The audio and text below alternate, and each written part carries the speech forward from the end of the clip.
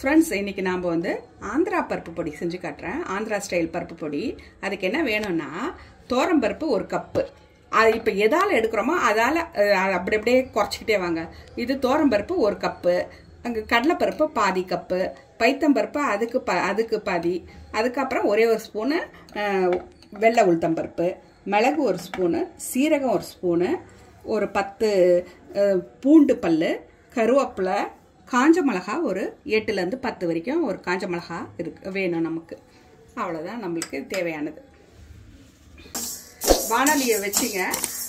அப்படியே இந்த தோரம்பருப்பை dry roast பண்ணிக்கலாம். எண்ணெயே இல்லாத வறுக்க சொல்றியா? ட்ரை ரோஸ்ட் பண்ணிக்கலாம்.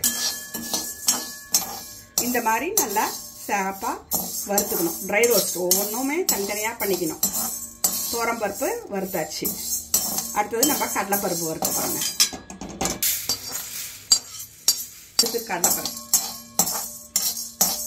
கடலைப்பருப்பும் வறுத்தாச்சுங்க. அடுத்தது பைத்தம்பருப்பு போட்டுக்கோங்க. இந்த பைத்தம்பருப்பும் எடுத்துக்கலாம். வறுத்தாச்சு. உளுத்தம்பருப்புங்க, சும்மா ஒரே 1 ஸ்பூன் தான். உளுத்தம்பருப்பு 1 ஸ்பூன் போட்டுக்கோங்க. உளுத்தம்பருப்பு போட்டுக்கலாம்.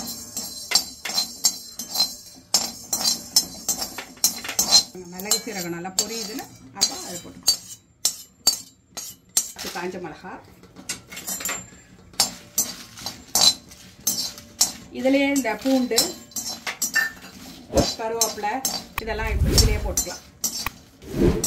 இதெல்லாம் ஒன்றா போட்டு அதை போட்டு பொடி பண்ணி வச்சுக்கிட்டிங்கன்னா ஈஸியாக இருக்கும். ஒரு நாளைக்கு நம்மளுக்கு கஷ்டமாக இருக்குது சமைக்கிறதுக்கு, டக்குன்னு சாதத்தை வச்சு இந்த பருப்பொடி போட்டு சாப்பிட்டா, தயிர் ஊற்றி சாப்பிட்டுட்டா முடிஞ்சிடும்.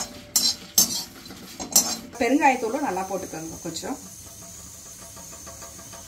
நல்லா வறுத்து ஆறணுங்க. நல்லா கொஞ்சம் நாளைக்கு ஆறினோடனே நம்ம உப்பு போட்டு அரைக்கணும். சரி, அரைச்சி எடுத்துகிட்டு வந்து காமிங்கண்ணா. ஓகேங்க. சுவையான ஆந்திரா ஸ்டைல் பருப்பு பொடி ரெடி. இதை பாருங்கள், அரைச்சாச்சு. சூப்பராக வந்திருக்கு. சுட சுட சாதத்தை போட்டு அது பாருங்கள், பருப்பு பொடியை போட்டு இதை பாருங்கள், நெய் அதில் அழகாக மேலே அப்படியே விட்டுட்டு இங்கே பாருங்கள், நெய்யை விட்டு பசைஞ்சு சாப்பிட்டீங்கன்னு வச்சிங்களேன், வேறு லெவலில் இருக்கும். சூப்பராக இருக்கும். செஞ்சு பாருங்கள். இந்த வீடியோ பிடிச்சிருந்தனா லைக் பண்ணுங்கள், ஷேர் பண்ணுங்கள், சப்ஸ்கிரைப் பண்ணுங்கள். அடுத்த வீடியோவில் சந்திக்கலாம். பாய்.